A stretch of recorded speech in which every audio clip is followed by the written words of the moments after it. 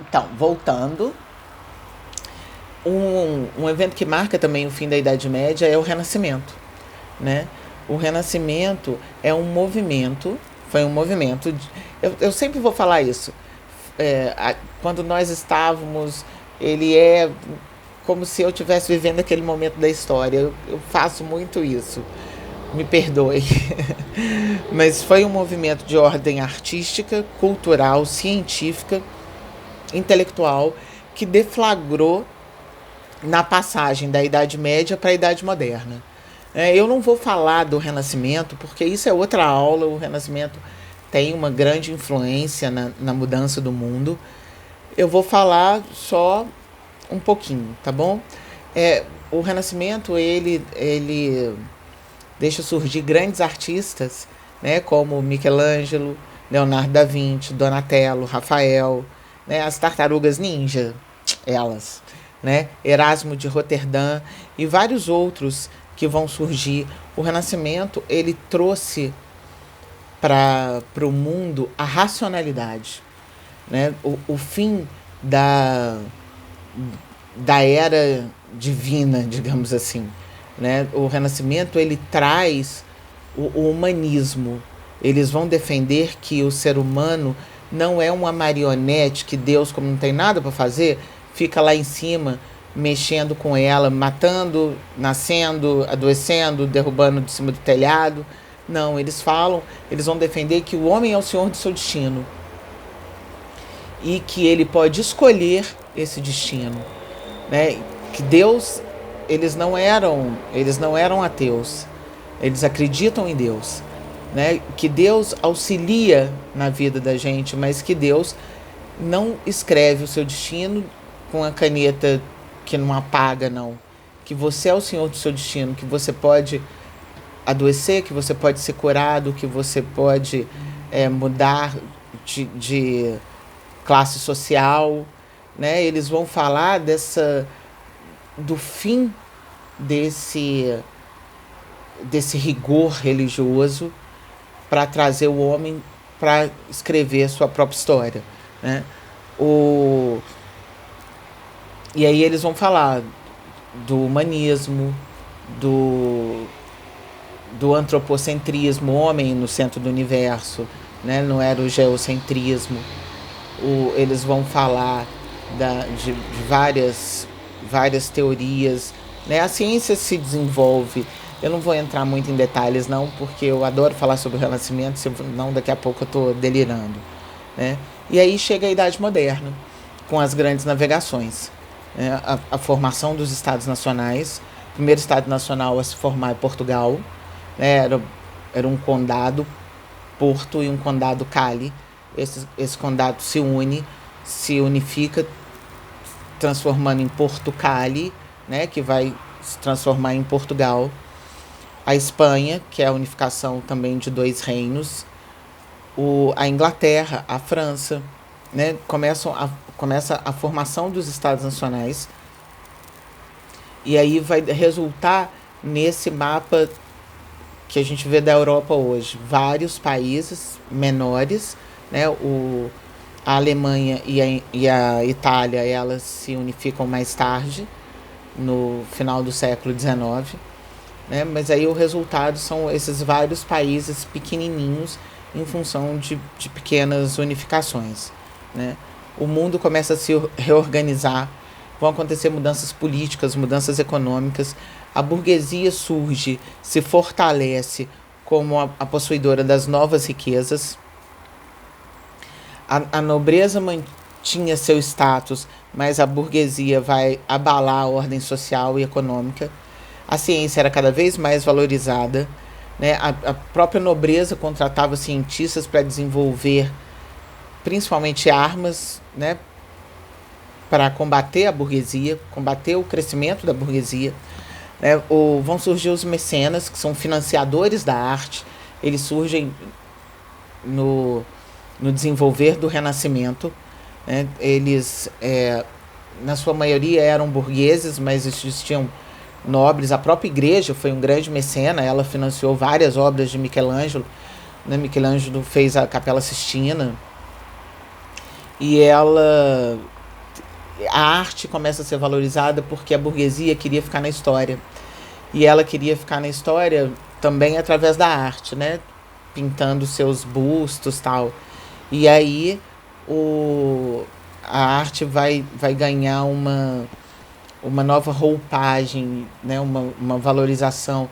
E não é mais uma arte só voltada para a religião, como era a arte da Idade Média. É uma arte voltada para o mundo, para a natureza. Né? Vão acontecer as revoluções burguesas, que não dá, né? Não, eles não vão conseguir evitar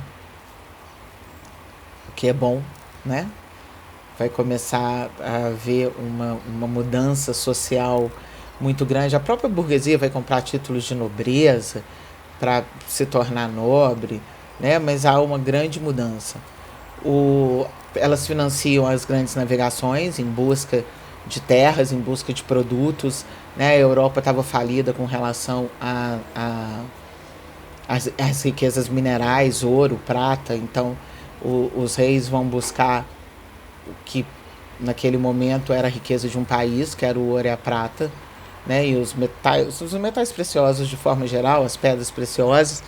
E a burguesia começa a buscar produtos e mão de obra e matéria-prima barata, tal, né? E aí as culturas se misturam ainda mais, surgem novas culturas. E a gente considera que a maior invenção do século XV, né, que quando começam as grandes navegações, foi a prensa. Eu já tinha falado lá atrás, lembra? A prensa, ela vai trazer essa intelectualidade para todo mundo. Porque imagina, os livros eram escritos à mão. Imagina se eu ia escrever 1000 livros iguais, né? Claro que não. Então a prensa, ela vai trazer a informação. Né? A prensa do século XV é a internet do século XXI. Porque agora os livros vão poder ser prensados, as informações, a ciência, a filosofia, ela pode ser prensada e ela pode ser distribuída por um número muito maior de pessoas. Não foi assim nossa, a informação chegou em todo mundo. Não, porque a grande maioria das pessoas não sabia ler nem escrever. Mas a informação chega de outras formas, né? A gente tem aí a história oral. Então, a invenção da prensa, ela foi uma grande revolução. O conhecimento que se concentrava nas mãos da igreja, ela passa a se concentrar na mão de uma população muito maior do que só o clero. E aí o poderio da igreja começa a desmoronar.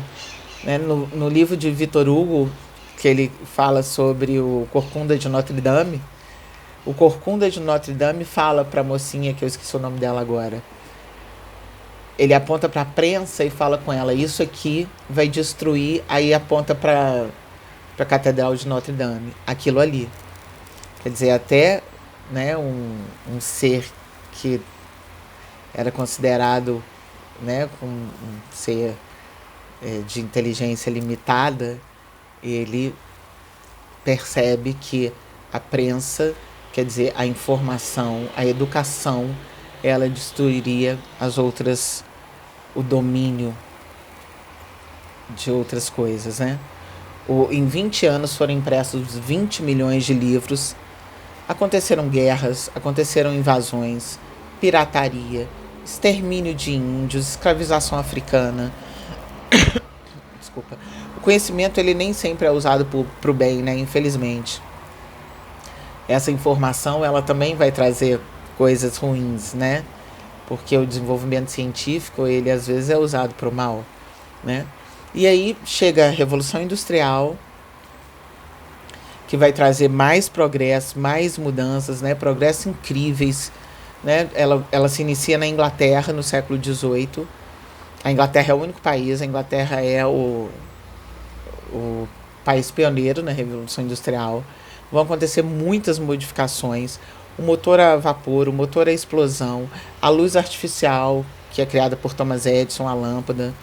Né? Imagina, Era poder trabalhar até um pouco mais tarde. Agora as pessoas estão trabalhando em home office e está acontecendo a mesma coisa. Né? Outro dia eu recebi um postzinho que eu morri de rir, falando assim, eu tô com medo de ir na cozinha à noite, abrir a geladeira, ter um link de reunião. Todo mundo que está trabalhando em home office está falando assim, nossa, eu estou trabalhando mais do que eu trabalhava antes. Né? Mas é isso, é o progresso que traz o trabalho. Né? A invenção da lâmpada é a vida após as 18 horas, que não existia quase antes, né? Existia a luz de velas e tal, mas a invenção da lâmpada, ela vai trazer a vida para a noite, né? Em 1840, criado o telégrafo, eles conseguiam enviar 15 palavras por minuto, era o WhatsApp deles, e isso foi uma revolução, porque as pessoas levavam 2, 3 meses para receber uma carta. Imagina você mandar 15 palavras, né, em 1 minuto para um outro país. Os reis, eles começaram a se comunicar, eles começaram a saber o que estava acontecendo em outros lugares. Isso era incrível para eles. Era o começo da era da comunicação, né? Essa comunicação tão rápida que a gente tem hoje. Até o West Union, que é aquela... a West Union é uma empresa de que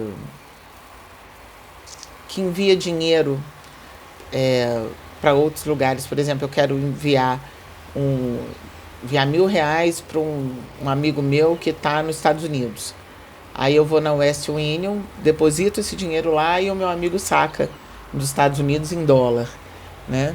Faz esse câmbio de moedas, né?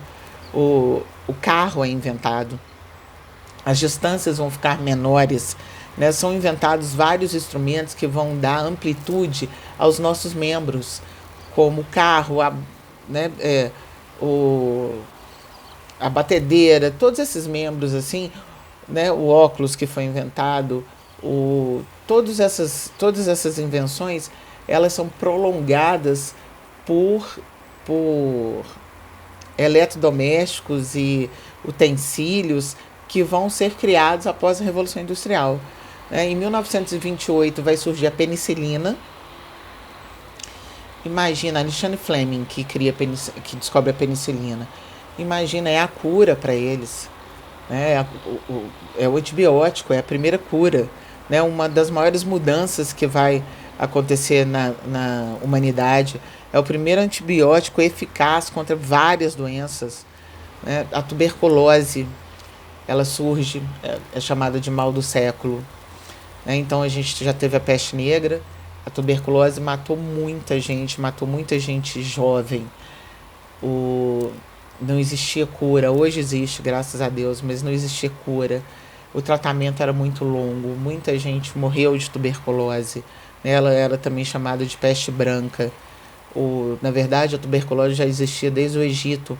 Ela é um bacilo que ela pode ir para o seu pulmão, ela pode ir para a sua coluna. Então, foi um período de grandes mortes e as pessoas tinham que ser isoladas também, porque ela era transmitida pelo ar, tudo tinha que ser isolado, garfo, copo.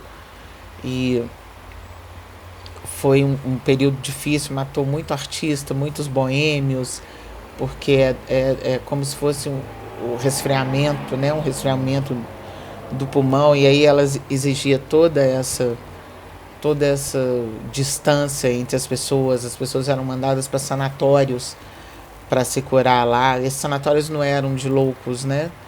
Mas em cidades como Barbacena, como Campos do Jordão, o isolamento ele durava de 3 a 9 meses, então muitas pessoas ficavam desequilibradas emocionalmente, né? E aí o desenvolvimento da medicina vai encontrar a cura para essa doença. E aí depois de todas, né, essas coisas, todas essas mudanças, doenças, coisas boas, coisas ruins, a gente chega na Belle Époque. A Belle Époque foi um evento que durou 43 anos. Foi o nascimento de Paris. não da cidade de Paris, mas da beleza de Paris, desse glamour, esse charme que Paris tem até hoje, né? Esse advento dura 43 anos, né? Ele é fruto do progresso civilizatório, né? Do desenvolvimento técnico-científico, e é isso que vai dar tônica à época, a mecanização do trabalho, a produção em larga escala, os bens de consumo e alimento, o desenvolvimento do transporte. Todas essas coisas vão fazer com que haja um crescimento social tão bacana, que as pessoas começam a curtir a vida, curtir aquele progresso existente, né? Os maiores avanços científicos da medicina de Louis Pasteur, da microbiologia, foi uma euforia, né? A fé na ciência, no progresso, na tecnologia. As pessoas tinham certeza de que o mundo ia viver um período melhor e um período exuberante. E viveu mesmo, né? Porque não era Paris, era Paris do Cancan, do Moulin Rouge, né? Daquele charme, daquela beleza, tudo. Mas era a Paris de grandes exposições, era a Paris do desenvolvimento, era a Paris da arte nouveau, das invenções, da moda, da tecnologia, né? Um mundo de inovações que trouxeram um charme, né? A propaganda começa a surgir, o cinema, o impressionismo de Monet, o expressionismo de Munch, o cubismo de Pablo Picasso, né? Eles tinham a certeza que aquela prosperidade ela era uma esperança do futuro, né? De um estilo de vida otimista. A França se torna o centro global da influência educacional, da influência científica, da influência artística, né? Paris era a capital da Belle Époque. Belle Époque significa bela época, né? Paris foi saneada, foi urbanizada, a taxa de mortalidade caiu drasticamente, né? A qualidade de vida aumenta, né? Foi construída a Torre Eiffel, né? O cassino, o metrô. O metrô existe em Paris desde o final do século XIX, né? No Brasil, esse movimento ele também vai ser visto, né? Eu estou aqui toda entusiasmada falando da França, mas no Brasil a gente também vai ver essas mudanças, né? A cidade de Manaus ganha, né? O Teatro de Manaus é uma coisa impressionante, né? O desenvolvimento da borracha traz muita riqueza para o norte.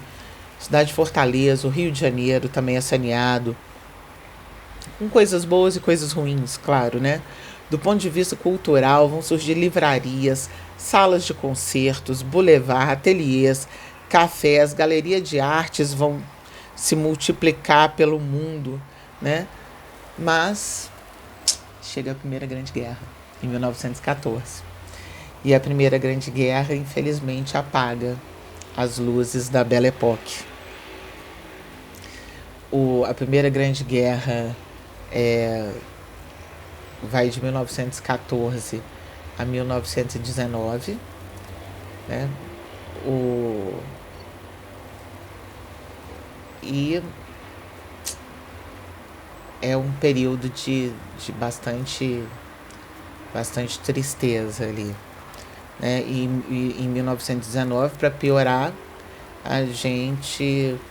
nós vamos ter aí a tão falada hoje gripe espanhola, né? Ela é um ano de gripe espanhola, 1919-18, né? Foi a pandemia do H1N1. Nós não sabemos exatamente onde ela surgiu, né? Alguns dizem que foi no Oriente, alguns dizem que ela veio com soldados norte-americanos, enfim, isso não importa agora, né? E aí a Primeira Grande Guerra vai espalhar o vírus.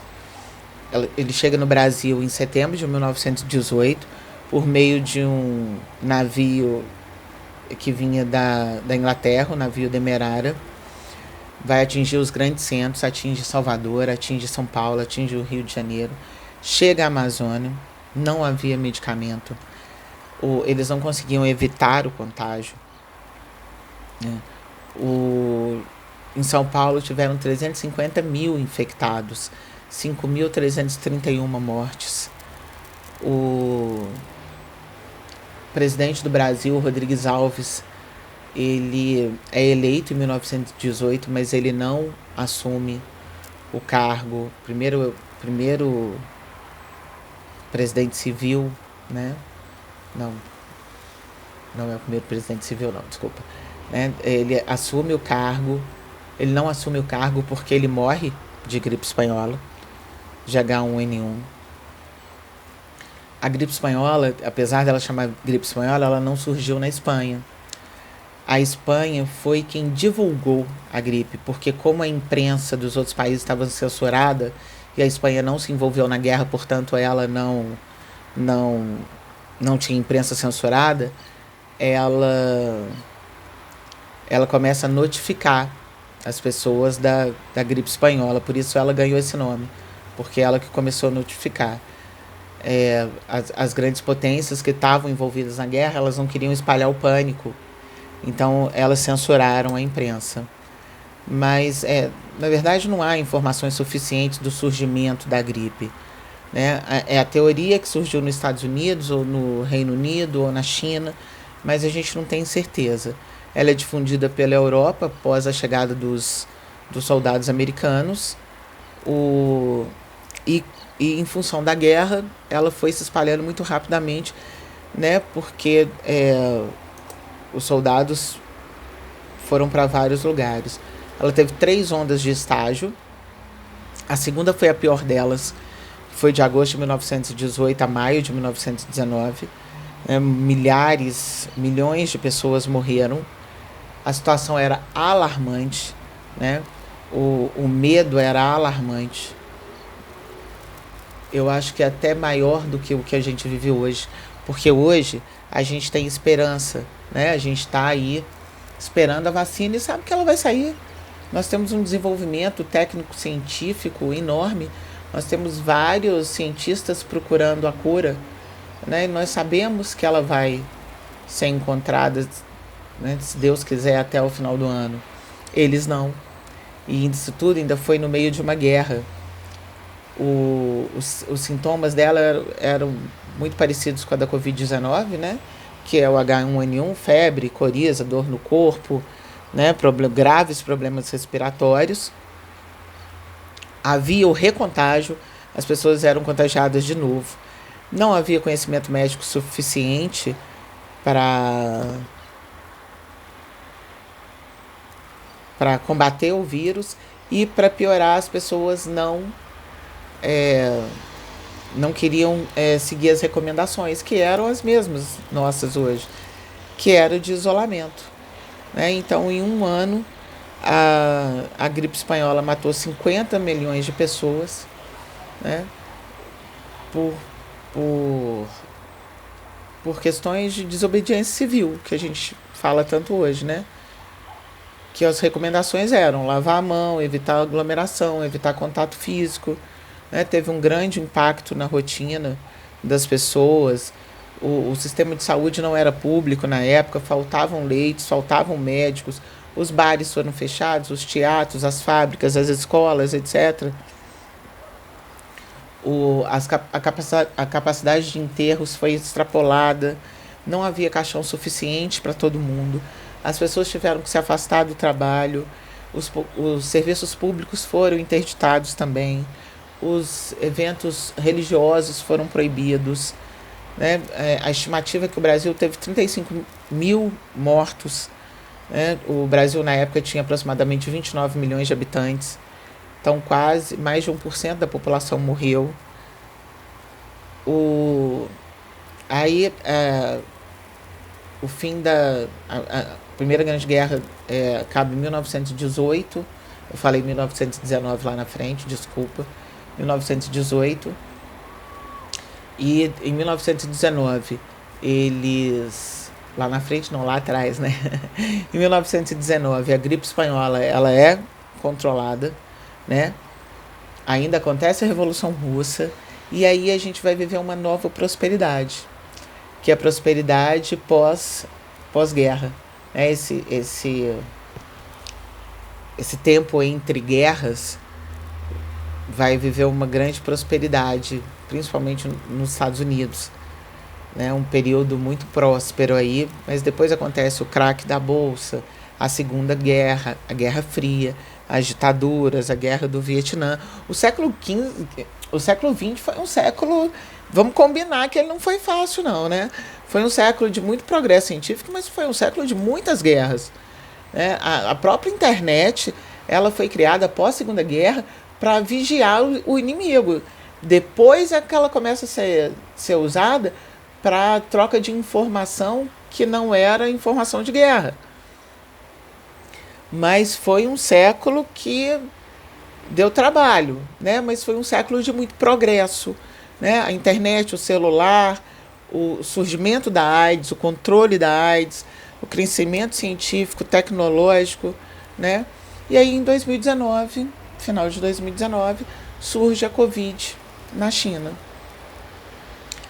A Covid 2020 se espalha pelo mundo, né? Há um grande investimento na ciência, há um grande investimento na saúde. Né? O que a Covid trouxe um susto para a gente estava acostumada com uma liberdade muito grande. Ela realmente trouxe um susto, né? Prendeu a gente em casa, deixou a gente sem ver as pessoas que a gente ama, deixou a gente sem comemorar aniversários, sem comemorar vitórias, né? Mas nós temos hoje as redes sociais que nos ligam, que estão aqui, ó, me ligando a vocês, me fazendo matar a saudade de dar aula, né? Mesmo tendo que ser uma aula mais rápida, né? Vão surgir novas frentes de trabalho, tenham certeza, né? A solidariedade aumentou e ela tende a aumentar mais. Vão surgir novas empresas vão morrer, empresas vão nascer. O que eu quis contar com essa aula, gente, é que a história sempre vai contar coisas boas e coisas ruins. Mas sempre um período ruim, ele traz atrás, posterior a ele, um período bom, muito bom.